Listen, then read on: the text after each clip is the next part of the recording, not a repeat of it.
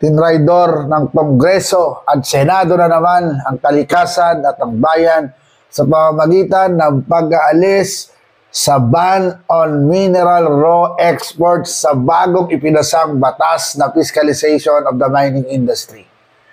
Hindi po kailangan ng revitalization ng mining industry. Ang kailangan po ay malaman kung sino-sino sa mga yan ang hindi sumusunod sa mga batas ng kalikasan at sila ay mapasara at maparusahan. Kailangan kung mas maprotektahan, mas ma-revitalize ang ating environment at kalikasan kesa sa kakatiting natin na natatanggap dyan sa pagmimina.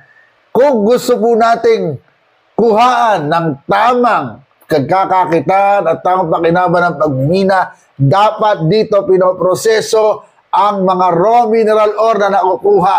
Tinraidor nila naman ang kalikasan, mga senador at mga congressman. Kailan pa natin bibigyan ng pansin ng kalikasan? Kailan pa tayo magkakaroon ng pambansang industrialisasyon na tayo ang naikinabang sa ating mga mineral resources?